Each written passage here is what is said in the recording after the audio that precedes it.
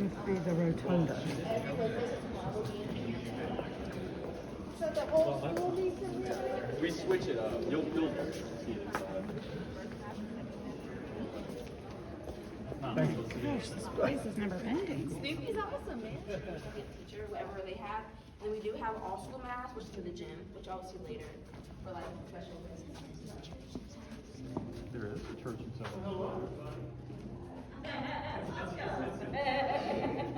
Y'all can sit anywhere you want to sit.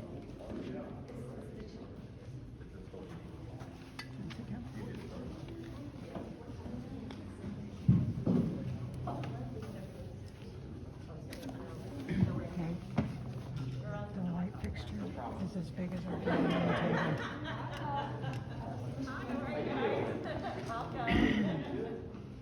We have to be bad, eh? Yeah, tell me about it. Gosh, I wish your dad was here. All right, well, hi, welcome. I am So he could see it. instructor, and I am a ninth grade theology teacher. I'm also the campus minister. This is Mr. Tony Boy. He teaches 8th grade, and then John Waters, who teaches 7th and 10th. Goodbye. And we don't know where that Jeff went. He stepped out for a moment. He stepped out for a moment. Okay, and Mr. Jett, hopefully he'll come back in here. You get to meet him as well. He does our 11th and 12th grade. We are, obviously, as you guys kind of heard, Simone, we are in the chapel. It is kind of heart and soul of our school, literally and figuratively. We are incredibly fortunate to be in here. As you heard, we have double masses tomorrow, so we get to be in here. We much prefer being in the chapel and in the gospel mass, which is in the gym. And that's only generally, I mean, how many times we do the gospel mass? Not often. Yeah, maybe once every 6 weeks or so. Yeah, so thankfully we get to come in here and be in here. Thank you. There's Mr. Jett.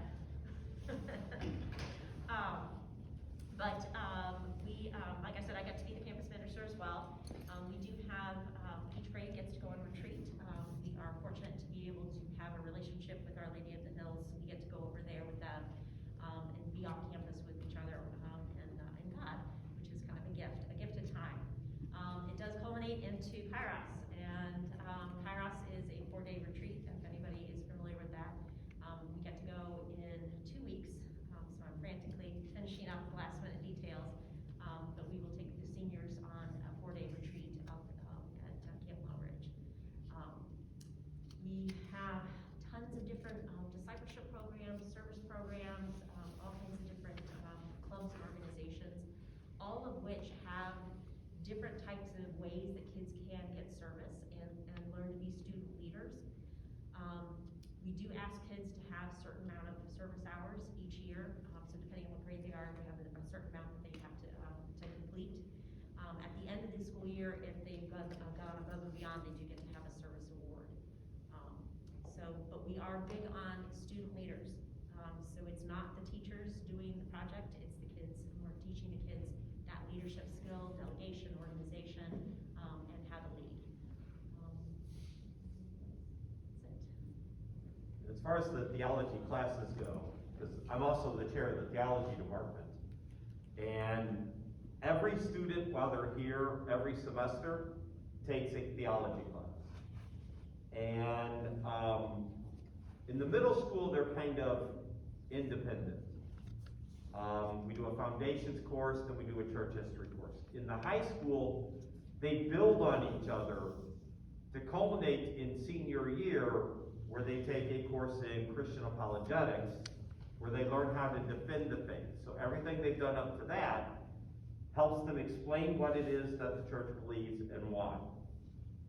The big thing is senior year, there's a big senior project that they do. It's a social justice-based project. Mr. Judd is our coordinator of it.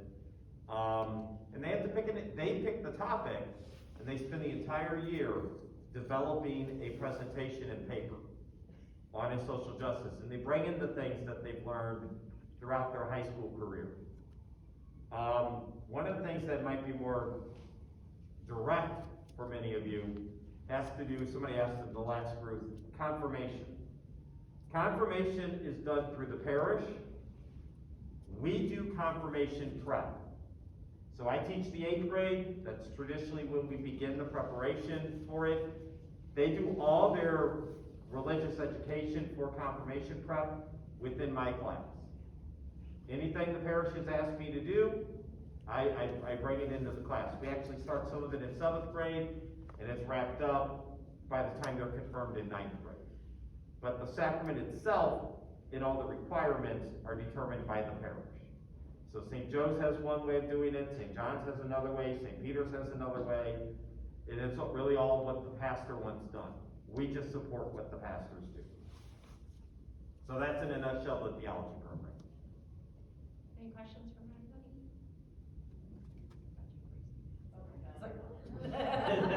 You threw me off.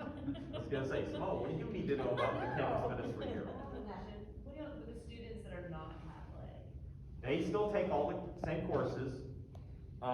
We try to allow them to bring in their faith tradition, explain what their classes do. Many of the middle schoolers jump at the opportunity. They begin their questions with, I'm not Catholic, but, and then they ask the question.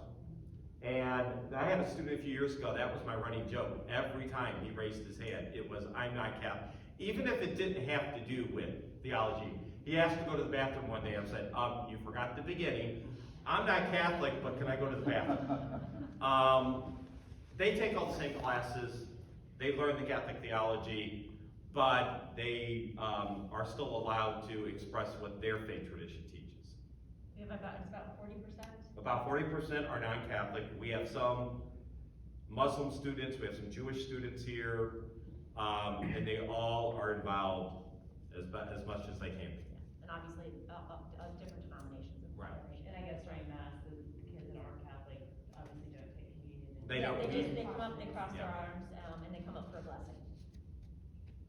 And those that are just uncomfortable with that, just stay in the pew. But most, honestly, it's like almost 99.9% of Yeah. them just come up for a blessing. Because who doesn't want to get blessed?